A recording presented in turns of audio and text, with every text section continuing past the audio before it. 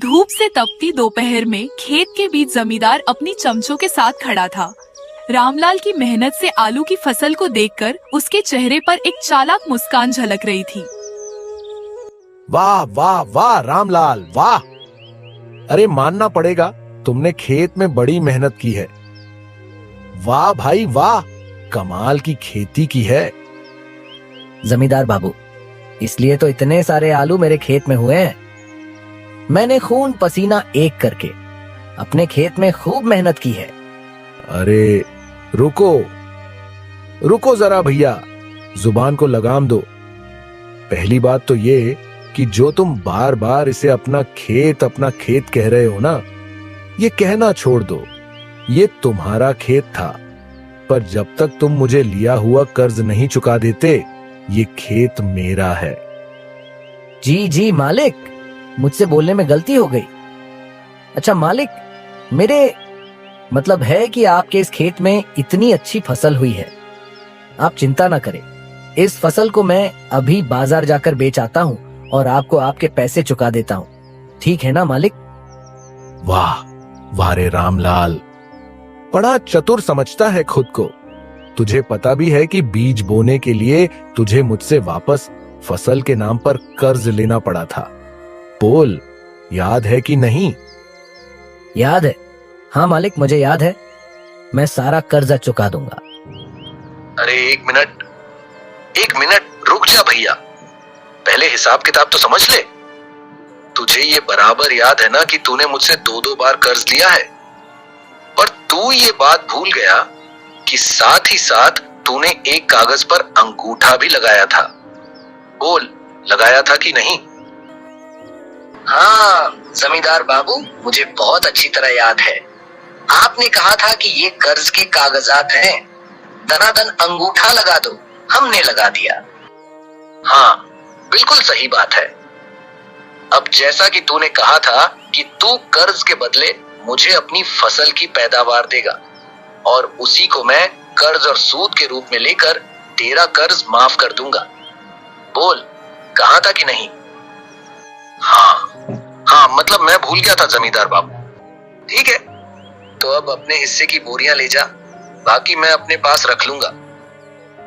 ठीक है मालिक, आप अपने हिस्से की बोरियां ले लीजिए, बाकी मैं अपने साथ ले जाता हूँ। ए बलिया, इसके हिस्से की बोरियां इसके पास रख दे।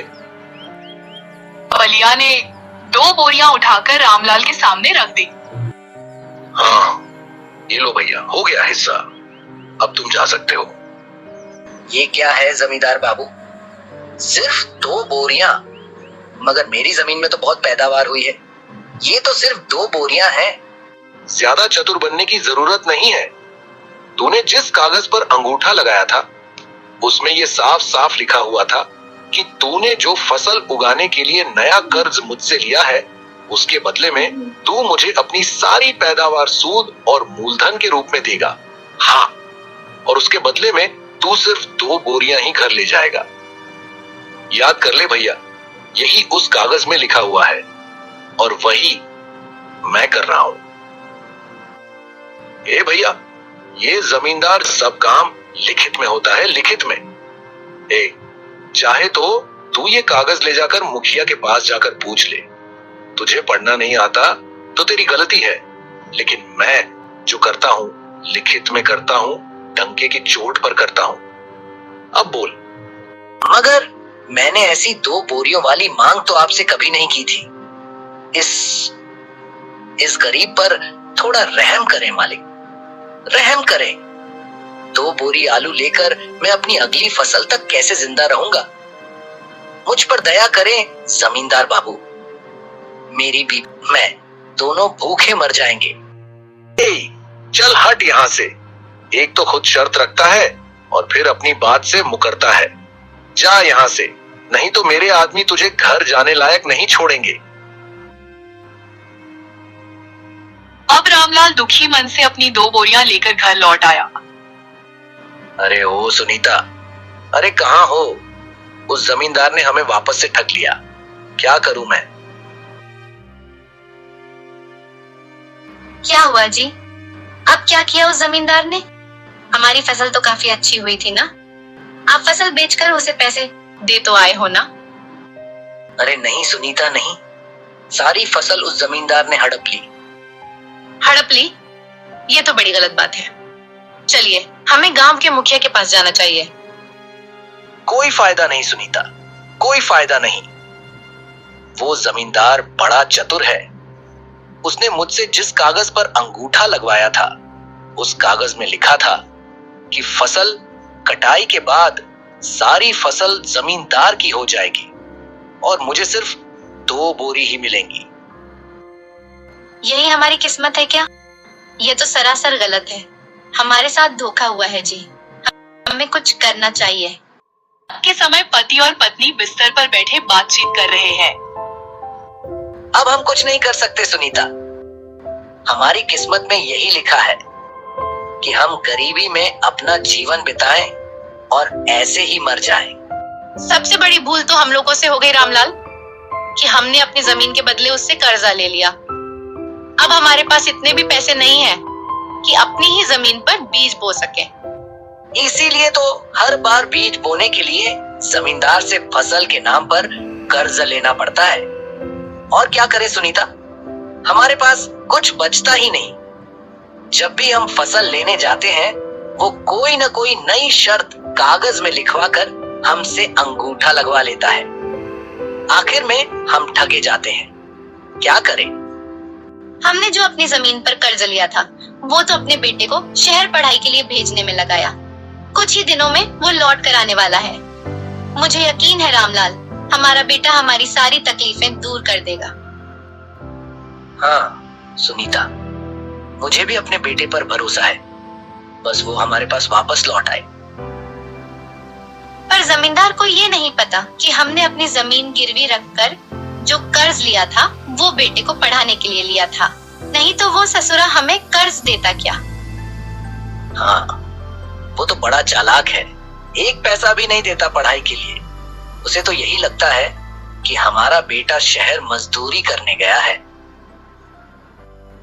छोड़ो जी, अब पछताने से क्या फायदा। चलो सो जाते हैं। दोनों पति पत्नी अपने बेटे की वापसी की उम्मीद लिए दुख भरे मन से सोने चले जाते हैं। इधर शहर में रामलाल का बेटा कृष्णा और उसका दोस्त आपस में बात कर रहे हैं। यार, एक बार में मेरे दिमाग में सारी चीजें साफ हो गई। मेरे पिता ने तो साफ साफ कह दिया था, बेटा पढ़ लिख के आना, नहीं तो फिर खेती करनी पड़ेगी मजदूरों की तरह।